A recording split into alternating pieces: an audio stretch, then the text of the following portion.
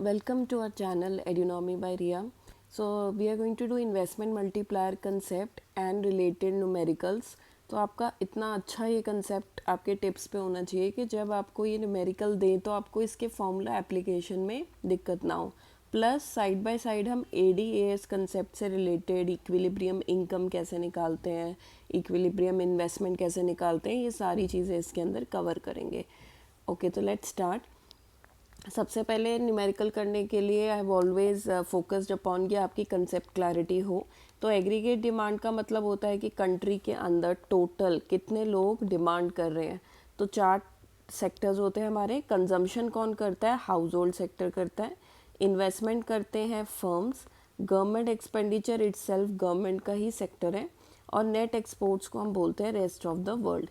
तो ये फॉर्मूला है जो कहीं बार आपको यूज़ हो जाएगा टू कैलकुलेट एग्रीगेट डिमांड। काम कहाँ आएगा ये फॉर्मूला? जब आप एग्रीगेट डिमांड निकालते हो तो aggregate demand is equal to aggregate supply. Aggregate supply is also your income level. तो अगर कभी क्वेश्चन में आया कि to calculate the equilibrium level, तो आप ये वाला फॉर्मूला अप्लाई कर सकते हो, एग्रीगेट डिमांड वाला। कंजम्पशन फंक्शन को अगर हम ब्रॉडली एक्सपैंड करें तो कंजम्पशन फंक्शन का कहना ये होता है कि एक तो होती है ऑटोनॉमस कंजम्पशन। इसका मतलब होता है कि बेसिक सर्वाइवल के लिए जो आप कंजम्पशन करते ही करते हो। प्लस होती है MPC into your income level. अब यहाँ जो कंसेप्ट आता है वो MPC का आता है, जिसको कहते हैं marginal propensity to consume. Marginal का मतलब एक एक्स्ट्रा, प्रोपेंसिटी का मतलब आपकी हैबिट होती है, और सी का मतलब होता है कंज्यूम करना। तो ये कह रहा है कि एक एक्स्ट्रा क्या इनकम लेवल। क्यों? क्योंकि MPC का जो फॉर्मूला होता है वो क्या होता है? Delta C upon delta Y, which refers to change in consumption divided by change in income. तो एक एक्स्ट्रा इनकम का यूनिट जब आपके पास आता है तो आपकी क्या हैबिट है कि आप उसमें से कितना खर्चा कर देते हो। ठीक है, तो ये इसका मतलब किस पे डिपेंडेंट हो गया ये फॉर्मूला? ये इनकम पे है। जो MPC होता है वो किस पे इन्फ्लुएंस्ड होता है, किस पे डिपेंडेंट होता है? इनकम पे होता है। ठीक है, कितनी बार एक्सपेंशन वाले फॉर्मूले में भी आता है, इसके अंदर क्या होगा? ऑटोनॉमस आपको दिया होगा। ठीक है, और इसके अंदर MPC दे रखा होगा, Y दे रखा होगा, तो कहेंगे कैलकुलेट कंजम्पशन। तो कंजम्पशन में आपको पूरी कंजम्पशन निकालनी होती है। सेविंग फंक्शन जस्ट इसका उल्टा है, क्योंकि ऐसा मानते हैं कि जब आपकी इनकम लेवल ज़ीरो है तब अगर जो भी आप कंजम्पशन करते हो वो आपने डिस सेविंग कर रखी होगी। तो जितना आपकी कंजम्पशन होती है उतने को ही हम बोल देते हैं डिस सेविंग है ये। तो आप देखोगे सेविंग फंक्शन में जो आपका फर्स्ट आता है पार्ट वो डिस सेविंग का आता है। मतलब मैं यहाँ माइनस ऑटोनॉमस भी लिख सकती थी, क्योंकि आप कमाते तो थे नहीं, तो इसका मतलब जो आपने कहीं से जोड़ रखा था वो आप यूज़ करोगे। अब आप ये कहोगे कि जब कमाते नहीं है तो जोड़ा हुआ कैसे होगा? तो इसको हम एक बोरोइंग की तरह ट्रीट करते हैं कि आपने किसी से बोरो कर लिया इस चीज़ को। उसके बाद यहाँ पे क्योंकि MP सेविंग फंक्शन है तो MPS आना चाहिए। तो हमें पता है कि MPC प्लस MPS 1 के बराबर होता है। तो जब हमें फॉर्मूला में MPS डालना है तो हम सिंपली क्या करेंगे? हम यहाँ पे इस MPC को राइट साइड ले जाएंगे, तो ये U फॉर्मूला बन जाता है MPS का, 1 माइनस MPC। ठीक है, तो वही वाला हमने यहाँ पे पुट करा है। अगेन ये वाला जो पार्ट है, इतना वाला पार्ट है, ये इन्फ्लुएंस्ड बाय इनकम लेवल होता है, राइट? इसलिए हम इनको इंड्यूस्ड सेविंग, इंड्यूस कंजम्पशन ऐसे भी बोलते हैं। अब आप क्या करोगे? इक्विलिब्रियम इनकम लगानी है, तो मैंने अभी बोला था कि AD is equal to AS होता है। AS को ही हम इनकम कर्व भी कहते हैं। तो ये फॉर्मूला क्लियर है। और जब इक्विलिब्रियम होता है इकोनॉमी में तो जितनी सेविंग्स होती है उतनी ही इन्वेस्टमेंट होती है। क्यों? क्योंकि ये बैंक है। अब बैंक के अंदर जितना लोग सेव करेंगे बैंक उतना ही आगे फर्म्स को इन्वेस्टमेंट के लिए देगा। ठीक है, इसमें वो कंसेप्ट अभी मत अप्लाई करो कि इसमें से 10% CRR निकाल लेंगे, SLR निकाल लेंगे। हम एज्यूम करके चल रहे हैं कि बैंक पूरा का पूरा ही आगे इन्वेस्टमेंट के लिए दे रही है। इन्वेस्टमेंट मल्टीप्लायर क्या होगा? इन्वेस्टमेंट मल्टीप्लायर का मतलब बेसिकली ये होता है कि आपकी इन्वेस्टमेंट से कितना इनकम मल्टीप्लाई हो रही है, ना कि वाइसा वर्सा की इन्वेस्टमेंट कितनी मल्टीप्लाई हो रही है। तो जब हम इकोनॉमी के अंदर कोई भी इन्वेस्टमेंट करते हैं तो उससे इनकम पे क्या फ़र्क पड़ता है उसको बोलते हैं इन्वेस्टमेंट मल्टीप्लायर। ठीक है, ये इन्फ्लुएंसिंग फैक्टर है, मतलब इसकी वजह से वो हो रहा है। तो change in income is due to change in additional unit of investment, या आप इस फॉर्मूले को कर सकते हो 1/1 माइनस MPC। ठीक है, तो ये भी आपका एक फॉर्मूला हो सकता है। अब इस फॉर्मूले को अगर आप नोट करोगे, मैं इसको K से इक्वल करके रख देती हूँ, तो आप ये नोट कर रहे हो कि इधर जो न्यूमरेटर और जो डिनोमिनेटर होता है उनका आपस में इन्वर्स रिलेशनशिप होता है। तो इसका मतलब अगर K बढ़ेगा, या मैं कह दूँ अगर MPC घटेगा तो K बढ़ेगा, बट क्योंकि न्यूमरेटर के अंदर ये माइनस फॉर्म में है, ठीक है, तो ये और उल्टा चलेगा। तो इसका मतलब ये है कि ये अब सीधा काम करेगा, ये इनके बीच में रिलेशनशिप डायरेक्ट है।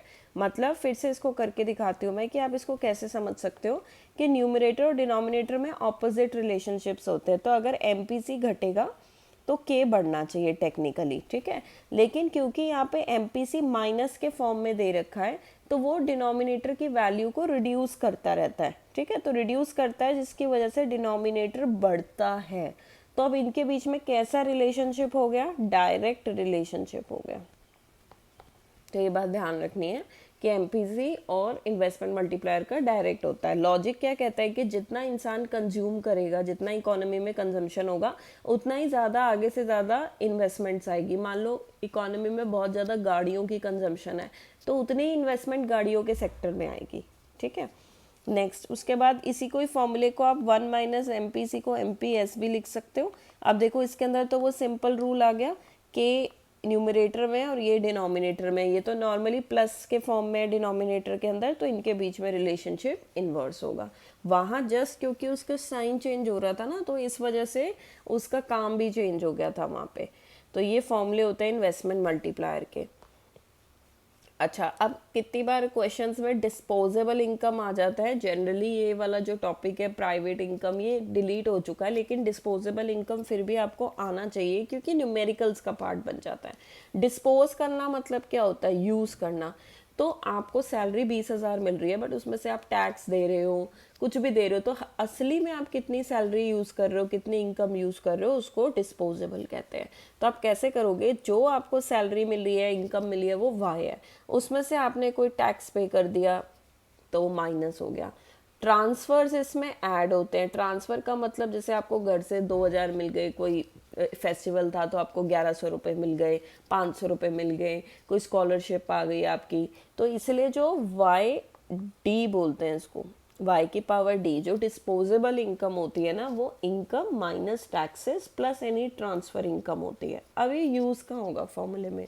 यूज़ ये यहाँ होता है कि जो आपका कंजम्पशन होता है ना ऑटोनॉमस, जैसे आपने देखा ना autonomous plus MPC into y, तो ये जो Y होता है ना, ये एक्चुअली में YD होता है, डिस्पोजेबल इनकम होता है। तो डिस्पोजेबल इनकम इसलिए होता है क्योंकि आप उतना ही कंज्यूम करोगे ना जितना पैसा आपके हाथ में बचेगा, तो इसलिए इसका डिस्पोजेबल इनकम में यूज़ होता है। और मान लो अगर क्वेश्चन में इनकम दे रखा है, साथ में टैक्सेस दे दिया, ट्रांसफ़र दे दिया, तो इसका मतलब कहीं ना कहीं वो आपसे डिस्पोजेबल इनकम ही एक्सपेक्ट कर रहे हैं न्यूमेरिकल में। इक्विलिब्रियम इनकम, चलो अब न्यूमेरिकल स्टार्ट करते हैं। कुछ बेसिक 4-5 फॉर्मूले थे वो हमने देख लिया, अब हम इस न्यूमेरिकल्स को सॉल्व करना सीखते हैं। तो ये बोल रहे हैं कंजम्पशन दिया हुआ है, इसमें से ये बेटा ऑटोनॉमस है और ये वाला MPC वाला है। इन्वेस्टमेंट 50 है, कैलकुलेट इक्विलिब्रियम इनकम। तो इक्विलिब्रियम इनकम के लिए जैसे मैंने बोला कि आप ऐसे कर सकते हो कि Y is equal to AD, और AD के अंदर C plus I plus G plus net export.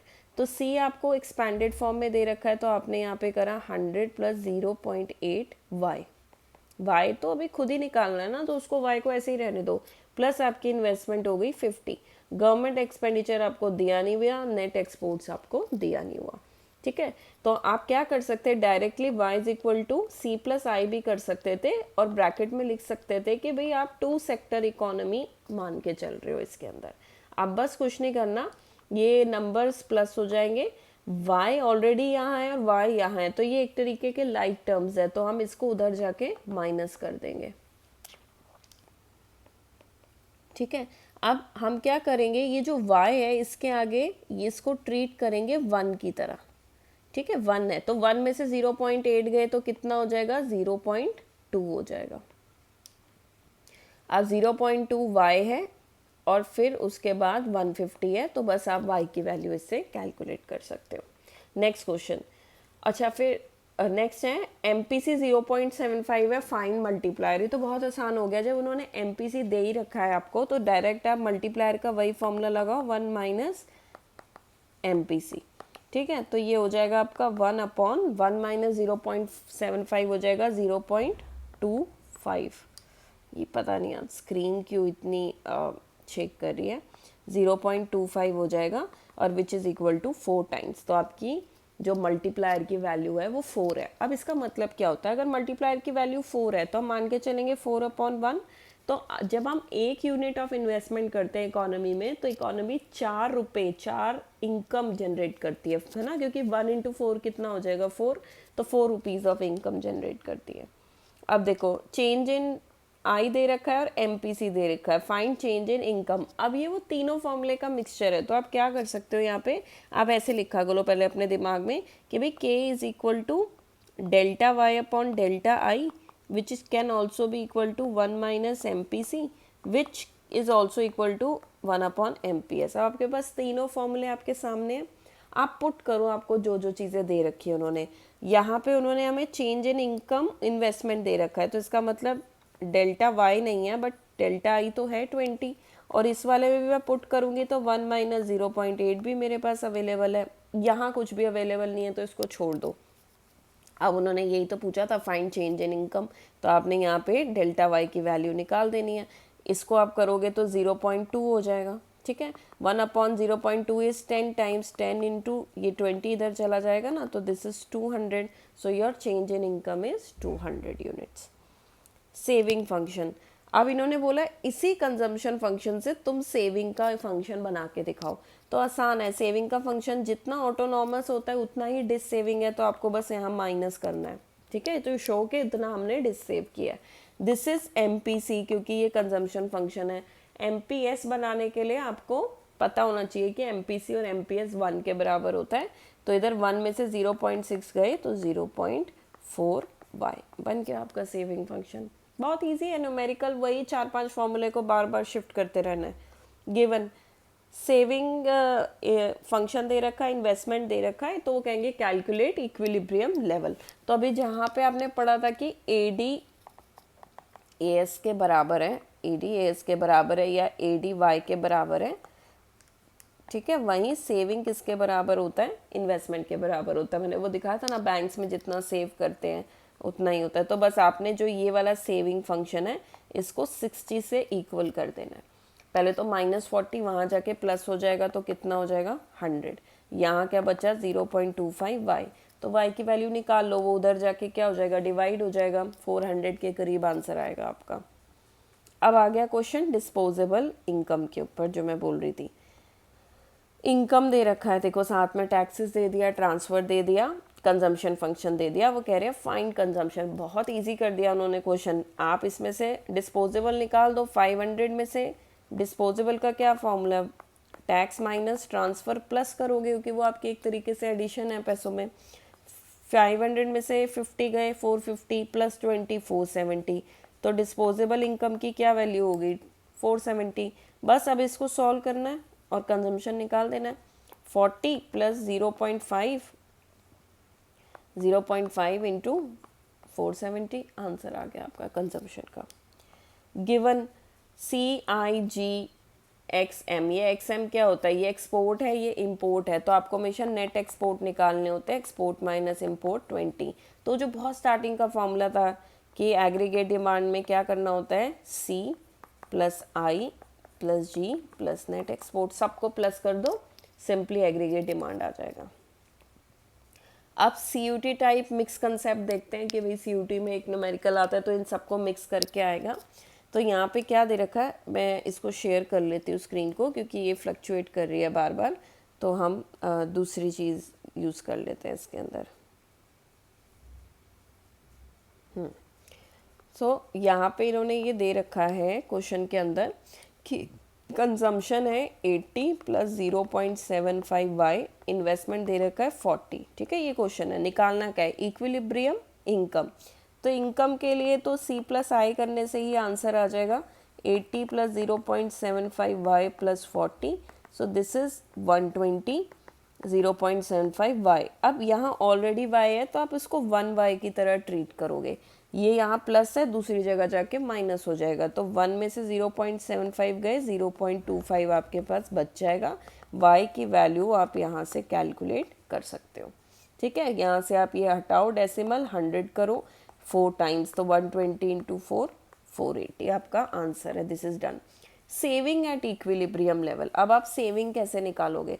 तो बेटा जितनी आपकी इनकम आती है ना, तो इनकम को या तो आप खर्च देते हो या आप सेव कर देते हो। ठीक है, यहाँ मैं कह सकती हूँ सेविंग कैसे निकाल सकते हो, इनकम में से कंजम्पशन, मतलब एक चीज़ को पास जाने के बहुत सारे तरीके हैं। ठीक है, तो आप सिंपली कर सकते हो, इनकम लेवल आपका 480 है। ठीक है, आप कंजम्पशन कितनी है, पहले तो कंजम्पशन निकालनी पड़ेगी। इससे भी ज़्यादा अगर मैं आपको आसान फॉर्मूला बताऊं तो आपको पता है ना, सेविंग इज इक्वल टू क्या होता है, इन्वेस्टमेंट होता है। तो आंसर कितना हो जाएगा 40, क्योंकि इन्वेस्टमेंट दे रखा है क्वेश्चन में 40। Right, next question. Next question के अंदर वही सेम बात है, सेविंग दे रखा है, इन्वेस्टमेंट दे रखा है, आपको इक्विलिब्रियम इनकम निकाल के देना है। तो इसके अंदर saving is equal to investment, क्योंकि इक्विलिब्रियम इनकम पूछा है ना, तो इस लेवल ऑफ इनकम, मतलब not every level but equilibrium level of income के अंदर आपकी सेविंग इन्वेस्टमेंट के बराबर होती है। तो -20 plus 0.2 y is equal to 40। ये इधर जाके प्लस हो जाएगा 60, 0.2 वाई, तो वाई हो जाएगा 60 अपॉन 0.2। यहाँ से डेसिमल हटाओ, 10 से मल्टीप्लाई करो, this is 300। So this is your equilibrium level of income. अब कुछ MCQ प्रैक्टिस करते हैं इसके अंदर। MCQ के अंदर, क्योंकि बेसिकली तो हमें MCQ ही देखना है, जनरली सारे कॉम्पिटिटिव एग्जाम्स में MCQs ही आते हैं। एग्रीगेट डिमांड किसके बराबर होती है? तो वैसे तो आंसर C+I भी ठीक है, ठीक है, लेकिन जब यहाँ पे सारे ऑप्शंस दिए हुए हैं, नेट एक्सपोर्ट दिया हुआ है, तो हम उसी कंसेप्ट को आंसर अपना मान के चलेंगे। ओनली वाला आंसर तो अगर आप CUT की इतनी सारी प्रैक्टिस सीरीज दे रहे हो, तो मैं बार बार बोल रही हूँ कि ओनली बड़ा रेयर चांस होता है, क्योंकि ये बहुत एक्सट्रीम लेवल का आंसर होता है। इफ़ MPC इज़ 1 तो मल्टीप्लायर कितना होगा? MPC इज़ 1, तो सिंपली आप उस फॉर्मूले में पुट करो, investment multiplier is 1 upon 1 minus MPC। तो आपने यहाँ से 1 में से 1 की वैल्यू माइनस कर दी, तो 1 अपॉन 0। तो कितना आंसर आ गया? इनफाइनाइट आ गया। Which of the following will shift AD curve towards right? Right मतलब कि कब AD कर्व की वैल्यू बढ़ेगी। ठीक है, तो ये आपका एग्रीगेट डिमांड कर्व होता है AD1, तो वो राइट साइड जाने का मतलब ये हो गया कि कब उसकी आंसर में इंक्रीज आएगा। तो हमें ये पता होना चाहिए फॉर्मूले में कि AD C+I+G plus net export. तो इनमें से कोई भी चीज़ अगर बढ़ेगी, स्पेसिफिकली इधर ध्यान रखना, नेट एक्सपोर्ट क्या होता है? Export minus import. तो एक्सपोर्ट बढ़ना चाहिए बट इम्पोर्ट कम होना चाहिए आंसर में। माइनस में है ना, तो नेगेटिव उल्टा चलता है। इंक्रीज इन टैक्सेस, देखो टैक्सेस का तो ये काम है कि अगर टैक्सेस बढ़ती हैं तो आपकी कंजम्पशन कम हो जाती है ना, क्योंकि आपका पैसा सरकार के पास चला जाता है, तो ये तो नहीं होने वाला। डिक्रीज इन गवर्नमेंट स्पेंडिंग नहीं होगा, क्योंकि मैं बोल रही हूँ ना सब कुछ इंक्रीज होना चाहिए। इंक्रीज इन एक्सपोर्ट ठीक है आंसर। इंक्रीज इन इम्पोर्ट गलत हो जाता है, क्योंकि वो माइनस में है, तो उसको नेगेटिव होना चाहिए। तो आंसर क्या है आपका? Increase in export. At equilibrium level of income easy है, AD is equal to AS। हाँ, अगर यहाँ saving is equal to investment होता तब आप फंस जाते कि भी कौन सा आंसर करना था, बट वो ऐसा ऑप्शन देगा ही नहीं। Saving is equal to consumption नहीं होता। ठीक है, नॉट एट इक्विलिब्रियम लेवल। वैसे क्या पॉसिबिलिटी है saving is equal to consumption की? है। कई बार तो क्वेश्चंस में ये भी दे देते हैं कि MPC and MPS have same value. तो जो वो सेम वैल्यू वाला कंसेप्ट है वो खुद देखो, मान लो MPC और MPS सेम है, तो आपको पता है MPC प्लस MPS 1 के बराबर है, पर ये तो सेम है, तो मैं दोनों को भी MPC लिख सकती हूँ। तो ये 2 MPC हो गया, तो MPC की वैल्यू कितनी हो गई? 1/2 विच इज़ 0.5। तो ऐसा हो सकता है, बट सेव या कंजम्पशन और सेविंग की बात नहीं कर रहे हैं, आपकी आदतों की बात कर रहे हैं, which is MPC and MPS। ठीक है, value of MPC lies between, तो value of MPC is between 0 to 1। कैसे? देखो, MPC का जो फॉर्मूला होता है वो होता है change in consumption upon change in income. अब आपकी 50 रुपीज़ की इनकम एक्स्ट्रा बन गई है, तो आप या तो उस 50 रुपीज़ में से कुछ भी नहीं खाओगे, या आप पूरी की पूरी 50 भी खा सकते हो, या आप इनकी कोई भी मिडल वैल्यू में भी 30 रुपीज़ खर्च सकते हो। तो इस केस में देखो तो कंजम्पशन ज़ीरो है, बट 50 रुपीज़ इनकम तो बढ़ी थी, तो आंसर क्या हो गया, ज़ीरो। एक्सट्रीम पॉइंट मिला ज़ीरो। यहाँ आपने कंजम्पशन पूरी 50 कर ली, आपकी इनकम भी 50 थी, तो आंसर कितना हुआ, 1 हो गया। तो it lies between 0 to 1. Next question.